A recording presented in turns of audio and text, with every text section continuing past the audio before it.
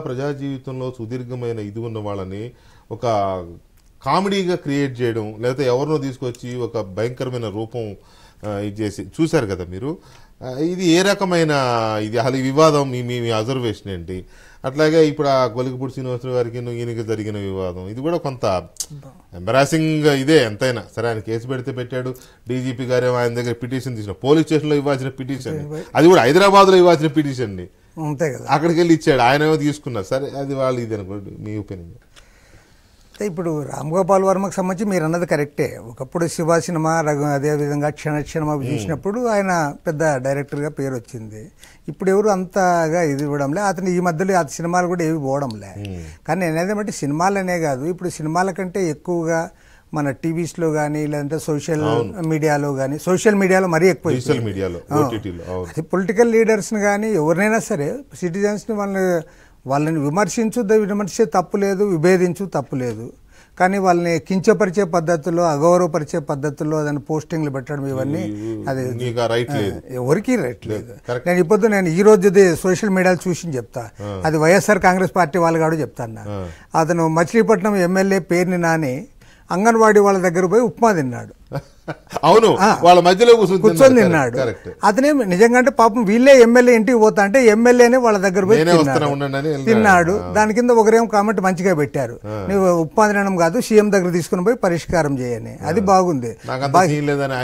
దాని కింద ఎంత తిట్టారంటే వీడు గొప్ప యాక్టరు, వీడు ఆర్టిస్టు, అట్లా ఇట్లా అని చెప్పి విపరీతంగా తిడతా కింద పెట్టారు.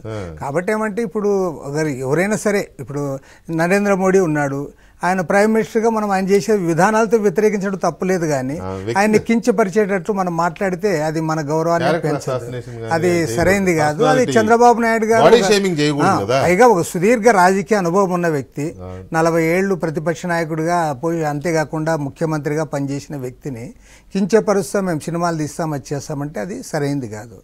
దానికంటే ఏమంటే ఇప్పుడు మళ్ళీ దానిపైన కూడా బయట టీవీ డిబేట్స్లో ఇదంతా కూడా గొడవ చేసింది కూడా నాకు మన శ్రీనివాస్ పెట్టింది కూడా నాకేం నచ్చలే. శ్రీనివాసు, కొలికపూడి శ్రీనివాసు ₹1 కోటి ఇస్తాను చంపితే అని అట్లా చెప్పడము, అంటే ఆయన చంపుతాడని కాదు, ఎందుకంటే చంపే వాళ్ళు ఎవరు టీవీ స్టూడియోలో మాట్లాడరు అట్లా, అంతే కదా. ఇప్పుడు రాయలసీమలో అర్ధరాత్రి కాలు శ్రీనివాస్కి తెలుసు వివేకానంద రెడ్డి గారి ఎగ్జాంపుల్. అంతేగాని వాళ్ళు ఏదో ఎక్కువ మాట్లాడరు, వాళ్ళు మామూలుగా ఉండి వాళ్ళు చేస్తూ ఉంటారు. చంపుతారని కాదు కానీ అట్లా మాట్లాడేది. తర్వాత ఇంకోటి కూడా నేను శ్రీనివాస్ చెప్పింది నాకు కరెక్ట్ కాదు. ఆయన ఏమంటాడంటే అతను ఎవరు రామ్ గోపాల్ వర్మ పైన కమ్మళ్ళు కాపులు ఏం చేస్తున్నారు, వాళ్ళకి కోపం వస్తుందా లేదా అంటాడు. అసలు కమ్మలకి కాపులకి ఎందుకు రావాలని నేను అడుగుతాను. అది ఇంకోటి, ఇప్పుడు చంద్రబాబు నాయుడు అంటే కమ్మలకు లీడరు, పవన్ కళ్యాణ్ అంటే కాపులకు లీడర్ అంటే వాళ్ళని ఇంకా నువ్వు సంకుచితం చేస్తాను, తప్పది. ఇప్పుడు చంద్రబాబు నాయుడు ఒక తెలుగుదేశం పార్టీ జాతీయ అధ్యక్షుడు అన్నప్పుడు, తర్వాత పవన్ కళ్యాణ్ జనసేన పార్టీ లీడర్ అయినప్పుడు ఆ పార్టీ వాళ్ళకి కోపం రావాలని అంటే బాగుంది. కానీ వాళ్ళ కులాలని అసలు అయిన దానికి కాని దానికి వల్గరైజ్ చేసి కులాన్ని ముందు పెట్టి కులం వల్లే ఇచ్చేయాలి, కులం వల్లే కొట్లాడాలంటే అది కరెక్ట్ కాదు. నిజంగా ఒక కులంతో ఏదైనా గవర్నమెంట్ వస్తుందా?